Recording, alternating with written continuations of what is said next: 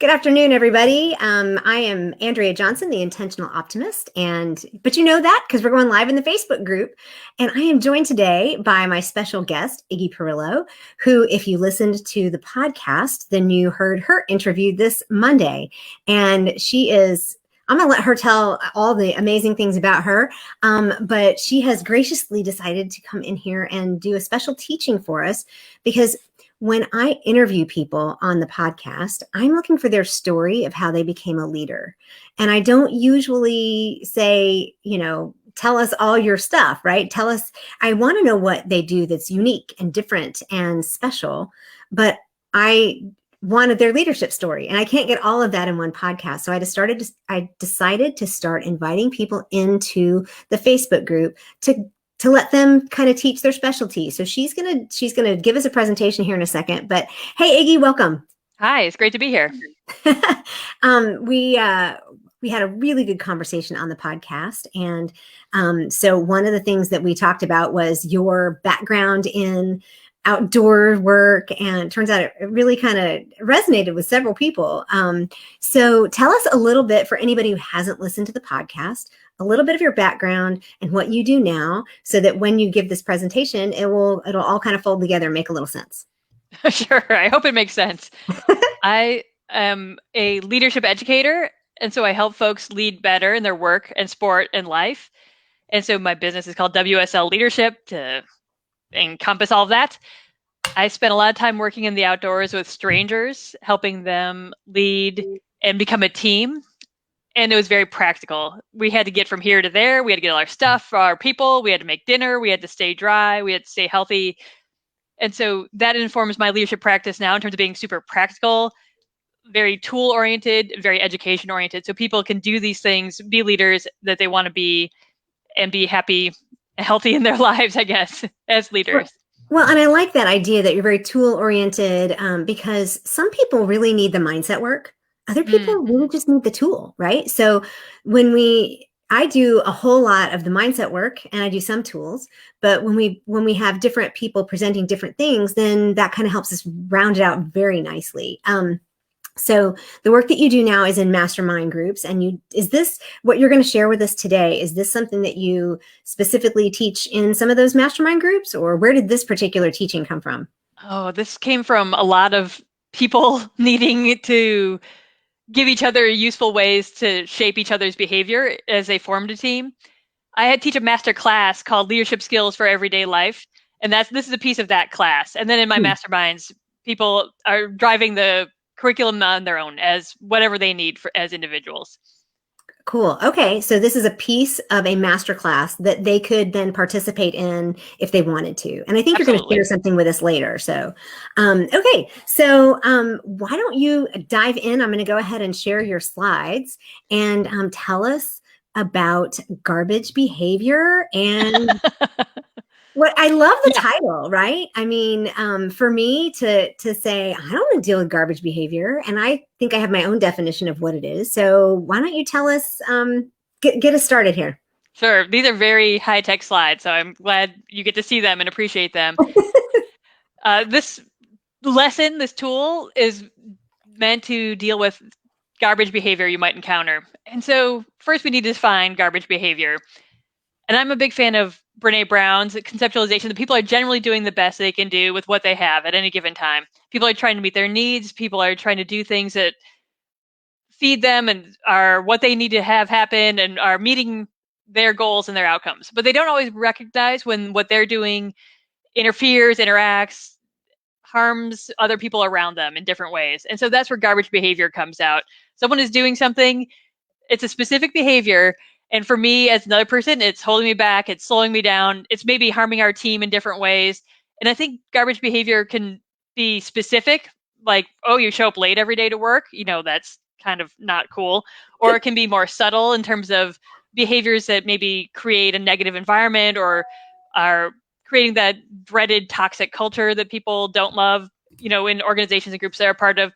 So garbage behavior is anything broadly that someone's doing to meet their needs that doesn't really serve the group or the group goals or group purpose. And so that's why it happens too. That's what it is and why it happens both. And I love that definition because we can take that to the family, we can take that to our jobs, we can take that to businesses or volunteer groups or wherever. Because, even in my family, every once in a while, we're like, "Hey, I know you. This is a great thing for you, but it's Yeah. not working so well for us." And I know for my team, I sat down and we worked through like broken processes, and I said, just because you own a process doesn't mean it's a great one. And don't be offended, because if it only works for you and it doesn't work for anybody else on the team, it's broken, right? So Yeah, this is, not working. I like, yeah, okay. I'm suddenly realizing I have this weird pop-up over here. Who knows? Okay. So the solution is this tool I'm going to talk about today, it's an acronym because they're easy to remember. And this one is C4 or CFOR. And so that's what we're going to talk about. And the C stands for your concern. And that is the specific behavior that you observe directly or specifically or personally. And it needs to be specific. It needs to be a behavior. So if you're like, well, I heard you showed up late, maybe it's on the edge. Or like, oh, I heard you were being a jerk. What does that even mean? Or I heard, some people are unhappy with you. None of those are specific. None of those are what you observed. So you need to be really specific with your concern. Like when I listened to you explain the direction to someone, you came off as really patronizing. Mm. That could be a really specific behavior. Or I observed you show up late to work today. It needs to be really Mm. personal and really specific. Yeah, and that kind of takes the whole emotion out of it, doesn't it? Oh yeah, definitely. And it's real easy for us to say, it bothered me that you did this thing. That's not the point. Right. Yeah. It's the behavior that we're actually going to be changing. So we need to be identifying what that behavior is. So when you say we're going to be changing this behavior, We're going to try. Yeah. So this C4, and maybe I'm jumping ahead of the line here, but is this something that we can only use when we're in a position of authority, or is this something that we can use with everybody? I think with everybody at any time. I think there's no limit to who can offer a better way of doing things, especially in groups. If you think that the followers just need to be quiet, silent followers, you're really undercutting your power and the purpose of having a group doing things, or a team. Like a team should have everyone be able to offer their ideas, offer their feedback, offer their improvement processes to whatever's happening. Sure. So Okay. anywhere you are within a group of people, this is a fine tool to use. Excellent. All right. So you got your concern. Here's what this thing happened. I saw you do this specific behavior. We need to fix that. Now I'm realizing my screens are super fun to be tangled up. Next, part 2, the F stands for feeling. And that's how that behavior made you feel as a person. And so it's the feeling generated by the behavior you actually observed. I saw you come in late. It made me feel a little confused because I thought we all needed to be here at 8.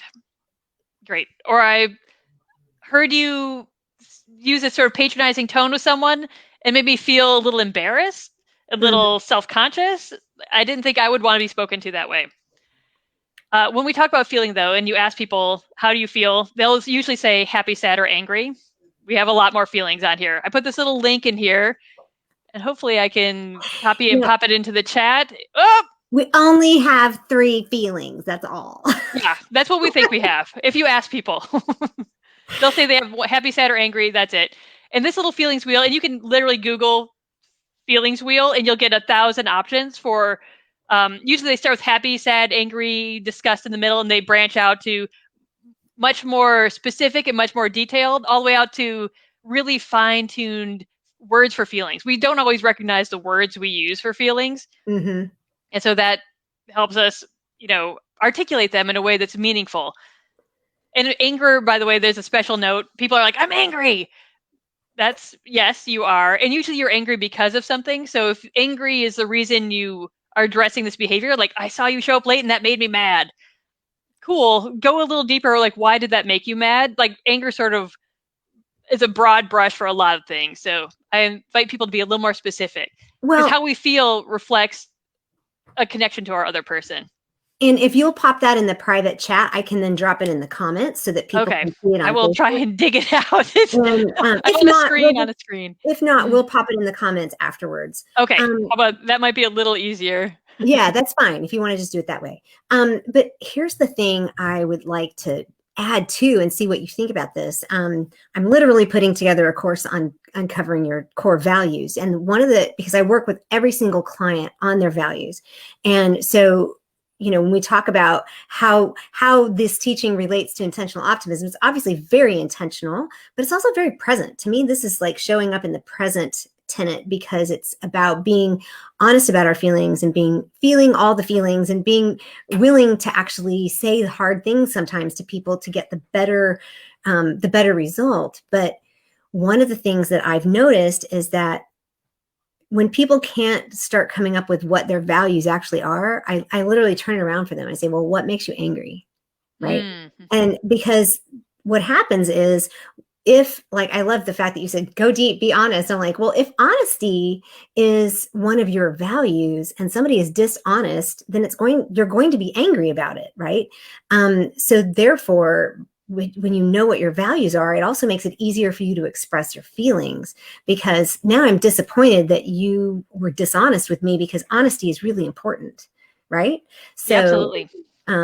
So that's just a way to take this a little bit deeper, but I love the feelings wheel. I can't wait we'll pop that. We'll also, if you have a PDF of that, we can also add it into the document section on the site. So, great. And the reason we actually talk about feelings is to build a connection with other people. I think a lot of people don't want to deal with garbage behavior. Like if you scoot way back to oh, that thing's happening, I don't want to deal. Oh, is it my space? Should I say something? I don't know. Conflict is scary. Right. It's not my place. Oh yeah, exactly. Or it's not my role. It's not my job. But I think fundamentally, a lot of people are like, I don't want to say something because I'm going to damage this relationship I have with this person. I'm going to say something to them. They're going to hate me. Things are going to be weird between us. And I don't want to damage a relationship. But in reality, if you address them like a person, talking about behaviors, talking about how it made you feel, you're staying present as a person versus some weird external authority rule figure that's like, I'm just going to put the smackdown on you. So building connection is important because this is a relationship you have with this other person. Absolutely. And that matters, right? I have difficult people that I deal with. And one of them finally said to me, look, if I'm being a jerk, just tell me I'm being a jerk. And my colleague that I was sitting there with said, don't do that. I said, oh, no. They said I could do that. So the next time it happened, I just went to this person and I said, you said if I was seeing you being a jerk, you need to be told. And they said, oh, you're right. Thank you. This was a shock to my colleagues, right? So I think that it expresses a respect for the other person when we're honest with them in a way that is not condemning. We don't need to bring the hammer down. We need to just say, hey, I see this thing. Yeah, and if it's a behavior you see, it's even better. Like being a jerk is kind of amorphous, but I bet in that situation you were like, your tone came off as a little harsh right here. Or, you had probably a piece of that behavior that person was doing that made you say a jerk, and a jerk sounds judgy, right? And people are like, don't be judgmental. Don't be judgy. They freak out a little bit. But I bet there was a specific behavior. You're like, yeah, this is some jerk behavior. Let's deal. Totally a specific behavior. It was easy to call out. All right. So we got some concern. We got some feelings. Uh-huh. Next is ownership, which is really maybe a little bit of a spin on when you're having a conflict with someone. And ownership is the personal accountability piece. So what behavior that you did contributed to this conflict or this situation or this problem? And ownership, I think, is a lifetime practice, and people being accountable and taking ownership for their actions builds a locus of control, builds a sense of self-efficacy, builds self-actualization over time. And so this is its own lesson that sort of crammed into here. Those are big words. Yeah. Pretend I'm in kindergarten. Ownership builds self-efficacy, self-actualization. Give me just some kindergarten words there, just in case. Sure. Ownership makes you feel in control. Perfect. And reminds you that you have power and can do things in a situation. Because it reminds you that you did do something. Right. And not in a bad way, right? Sure. Yeah. And anything. I think we sometimes skew toward the negative, but if we don't own our positive actions and our positive behaviors, we're equally disempowering ourselves. Like if I don't own that I did something good, something positive, something that had a great outcome, I'm equally losing my sense of power and my sense of ability to do things in a situation. So both ownership is positive, negative. It's everything you do. It's just recognizing that. That's really good. I like that. And so ownership in this process means, so I have my concern, the feelings, and then my ownership. Like, oh, maybe I didn't tell you that we expect everyone to be here at 8 a.m, whatever it is. Like maybe there's some behavior on my part that contributed to this. Oh, you were engaging in this like super jerky behavior. Maybe I didn't tell you, like more specifically, like, hey, your tone can come off as patronizing sometimes. Let's talk about that. Or maybe I didn't have a conversation around how we want to work with clients in this situation. We view them in blah, blah, blah this way, whatever it is. I think there's room for miscommunication. So this is sort of taking ownership for potential miscommunication, potential things I did that made it hard for you. Like, oh, I didn't tell you the meeting started at 9, sorry, and you were late. Show up on time, but I didn't tell you when. Like that part's on me a little bit. And so this is, again, building that sense of connection. Like we're actually in this together. It's not just you did some crap behavior and I'm here having to like fix it. Oh, everything's terrible. We're a team. We still have this relationship and we're working together on this thing. Well, and I like that whole piece that you just brought in there at the end, because I was going to ask a question related to it, but when you say this actually helps them to see we're in this together, we are a team, we can actually fix this together. How do we, I am going to ask a little bit of a different question, but how can we not make taking ownership taking the fall? Mm-hmm. Right? Because we want ownership to give us that self-efficacy and the power and the control, but we don't.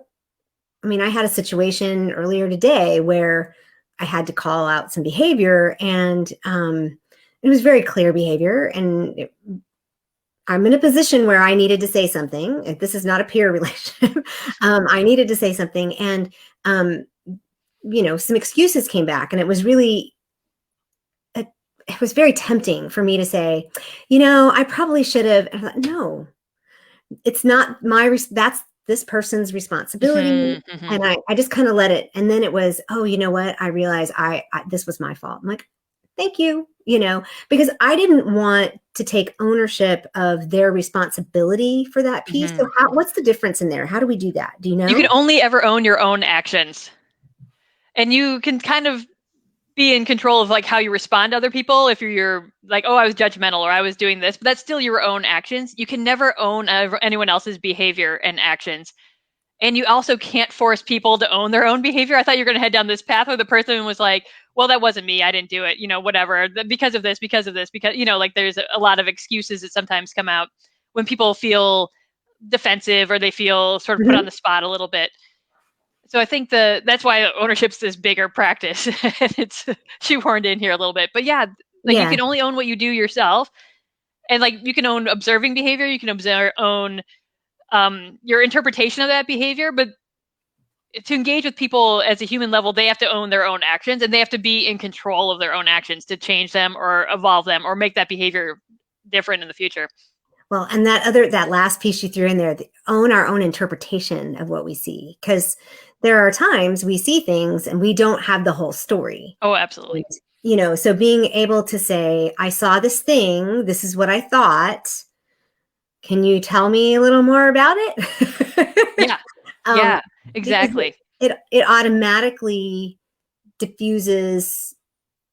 It proves that I have a filter. It proves that I only saw a piece of whatever the behavior was. That's all. God, yeah, ownership could be its whole teaching. Yeah, it's a whole nother topic in my masterclass. There's like a whole session that's just ownership.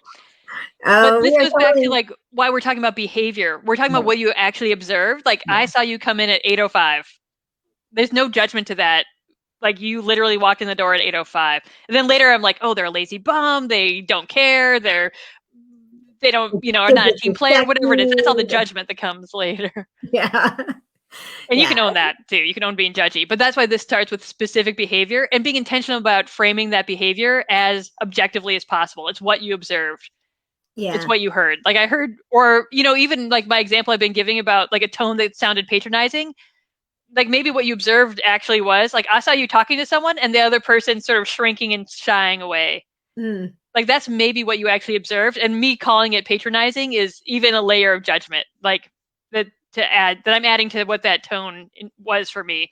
So Yeah. I would even caution myself to dial it back in terms of what I'm judging to what I'm actually observing.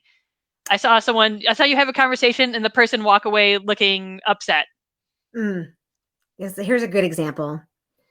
When you do that, or do you see how the dog is reacting to your actions? Clearly, this is an example with my son. Do you see how the dog is reacting? Yes. What does she look like? She looks scared. What do you think she thinks of your behavior? It's just like, oh, okay, I'll stop. Right. Okay, good. Right. Rather Like we than don't always notice, or we're trying to meet our needs. We don't pay attention. There's many reasons our behavior is kind of garbage at times. Like it happens all the time. and we don't realize it, right? I mean, Yeah. we see it through our own filter, we see it through our own perspective, and especially if we take it on that level with the child with a dog, it's really just he just wants to play, and all of a sudden something that he's now done, whatever level he's taken it to, she's no longer in that mood, or she's no longer playing, it's now she's fearful, and it's like, oh, you have to notice, look, the ears are back, and she's kind of hunched over here, or she nearly Yeah. jumped off the That kind chair. of Yes. leaning back behaviors. Yeah. And we can see that in people as well, right? Your example was really good. I heard these things, and this person walked away, and as they walked away, you may not have seen it, but they went, or they went, I mean, you could see their face, and you may not have seen that, but I just wanted you to know, I'm your friend. I want it's like I would tell you if you had spinach in your teeth. So, right? Exactly. So we got some behavior that's clear, objective, some feelings, how it can still make you feel some way. We're still like, when I saw them walk away looking hurt, I felt bad. I felt self-conscious. I felt whatever it was that I felt observing that situation. My ownership, and you don't necessarily always have a part in it as the speaker. Like I might not be able to own anything in that conversation I just observed. Because I'm on the outside a little bit, but Mhm. maybe there's a part to own. Who knows? Mhm. If there is, own it, say it. And then we move on to the request. And this is, again, a super specific behavior. Like, what behavior do I want to see moving forward in the future? Or maybe I need to get input. Like, hey, this seems weird. What can we do to fix this behavior, this problem? Like, sometimes you don't have like all the answers. Like, shockingly, sometimes we don't have all the answers. And so we need to like open more of a conversation. But if the request is specific, like, hey, you rolled in 5 minutes late to work, it made me feel like a little frustrated because I was here working, doing my part. You weren't Mhm. here. In the future, can you show up on time? I mean, Mhm. that's pretty simple, right? Like that's Mhm. the most obvious kind of request. Like I want to see you walk in the door at 8 a.m. Right. Right. 8 a.m. in your seat is what we consider to be Yeah, on I time. want to see you Right? clicked on. Yeah. Yeah. So I had an employee once who said, I was in the parking lot. I was here. Not how this works. But so I like this last point. Requesting input from all involved, developing a plan for positive behavior moving forward. Can you talk to that a little bit? I mean, because I don't know how many more slides you have. So I don't want to slow us Couple, but down too much. yeah. Um, but I Like I think that's think really sometimes important. we need to engage in more conversation. If someone's rolling in 5 minutes late every day, maybe this is like, how do we get you on the same page as the rest of the team? Like we all are committed to being here, doing the work together. That's an important part of our organization, our group. Let's talk more about what this means for you, how this looks, why things might be different for you. Oh, you need to drop your kid off at school and the carpool line only opens at a certain time. Then you need to get here and you bust over. Like maybe there's more information that I need. Right. Or maybe now we're in the virtual world, like, oh, maybe your work hours actually need to be from 9 to 6 instead of 8 to 5. Mm-hmm. Like there's just ways we can have conversations that are meaningful. Like, oh, we're together. We're still meeting the needs of the group. Togetherness was important to us. How are we going to do that? How are we going to meet this group goal, with your specific behavior? Like what behavior needs to happen to make this happen? It recognizes that we're humans and we're people. Right. Well, and I think that it's really important to show here too is that we don't always have all the answers. And just because we make the request doesn't always have to be, you need to change your behavior to meet my need. The request is, let's find a solution that works. And if that means we have to get more information in order to do that, that's what the behavior request is. The behavior request is where we all find a place where we're happy. And if it's, I adjust my expectations and you adjust your time, that works, right? As long as that works. Yeah. And the request, someone could be like, nah, I don't like your request. Like, and then there's more conversation that needs to happen. Right. And I think the beauty of this process is that it maintains this relationship for more conversation to happen. It's not just like, I told you did something wrong, fix it, or else, Right. whatever that means. And that is like really relationship damaging and separating. And so this invites people in to have more conversation. And if you make a request that's like seems to them totally out of place and not realistic, then you can have more conversation. Yeah. I like that.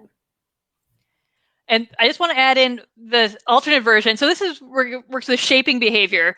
So something is going wrong, right? But there's the flip side.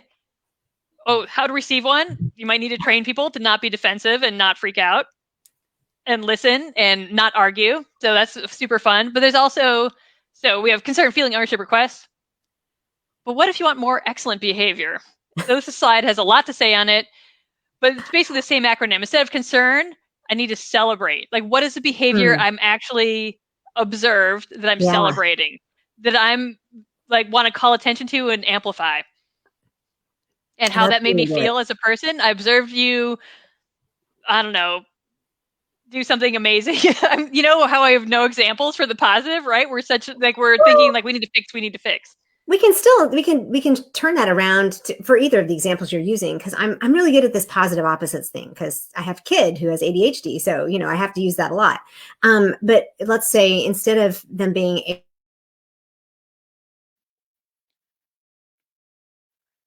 Oh no, you froze a little bit on me. Are you still there, Andrea? I'm going to continue on because I think I'm still live. But I think just what you were about to say is I can celebrate you showing up on time, which seems a little petty and a little weird sometimes. But I can celebrate, hey, I saw you make this thing happen. I saw you get this project done. I just want to say that I saw you. It was amazing that happened. Feeling still matters, how that made me feel. Oh, that made me feel proud. That made me feel excited. That made me feel in a way happy for you. Oh, you're back. You were frozen for just a tiny second. I just blabbered on. Broadcast there for a minute, but I think we were both talking. So let's just kind of catch up and you recap. How about? Okay.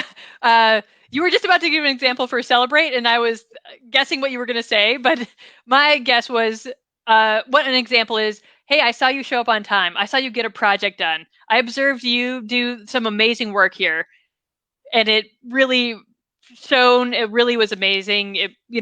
Everyone was happy. Well, it helped the team it helped the team morale. It gave us better cohesion. Or you being here 10 minutes early every day, that just kind of like, it settles us all down. It's really nice. Thank you so much. Right. I mean, absolutely. Yeah. Behavior is specific, and how it made you feel is equally specific. I felt proud. I felt excited. I felt happy.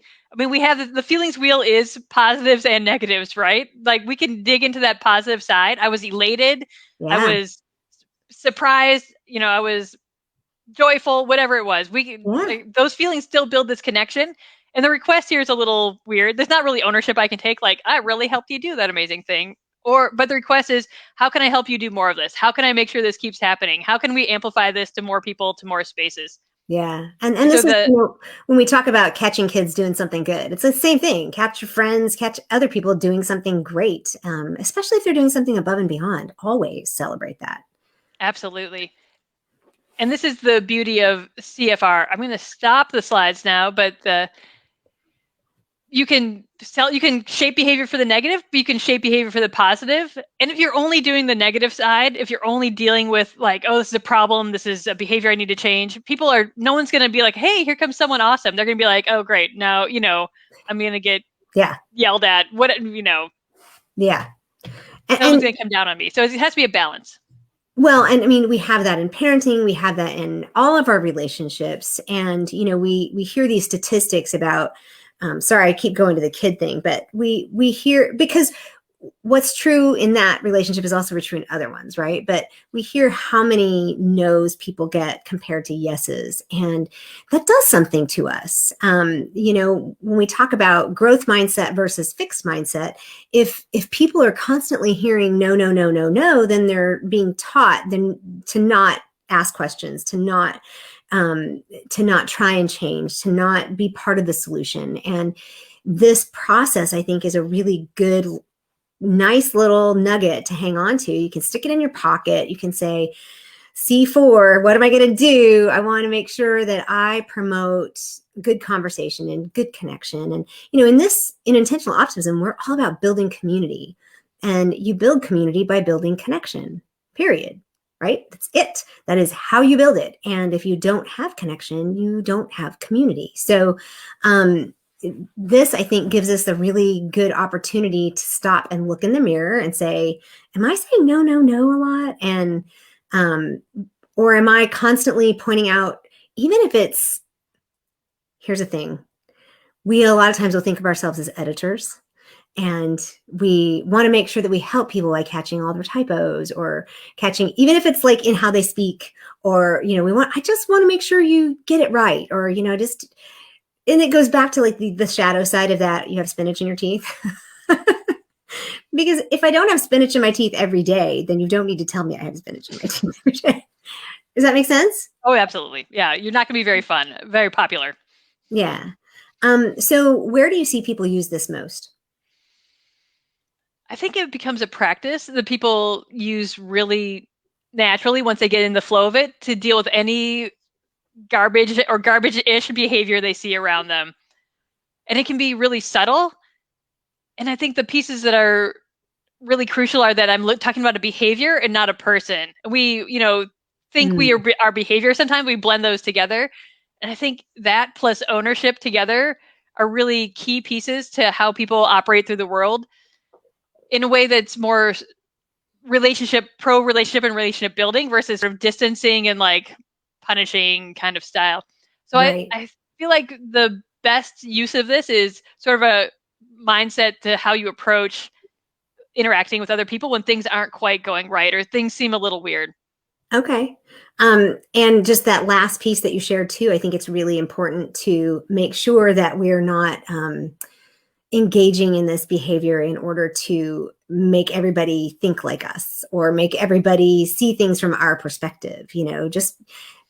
Just because something bothers me doesn't mean it's garbage behavior. Right. That goes back to like they're just trying to meet their needs.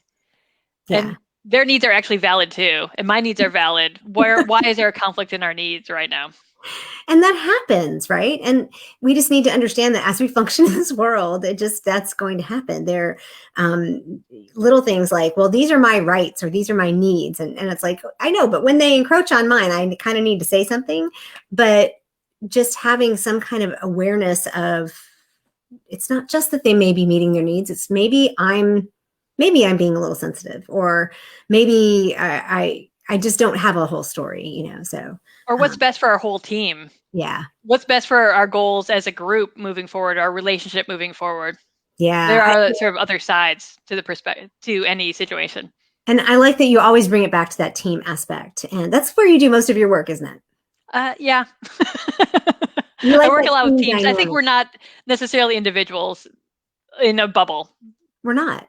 We're very connected. And I've just really recognized that a lot lately. It's like I keep talking about community, and there's a reason why I talk about community, because I think we are connected. And so I'm doing a lot of exploring why I really think that, but I think it's just because we need each other. And we need to be in relationship with each other, and we need to be in community with each other. So this was really good. Thank you so much. Sure. Well, I have a CFR for you. I always want to celebrate the energy that you bring to this conversation today. It's been really positive, really energizing for me, even though I know we had like a teeny bit of sound difficulty at the beginning. It made me feel really supported and really happy to be here. And I just hope you keep it up and continue to bring your energy and your positivity and your optimism, obviously, to the world out there. Well, thank you. Yeah, we did have technical issues, and we'll do what we can do, and otherwise, we just because we're leaders, we forge on. Right? I'm glad you felt supported. I didn't want you to feel supported. Iggy, this was great. We're going to pop your the wheel link in the comments. But the other piece is we're going to also put in there really quick before we close out. This was just a piece of a masterclass.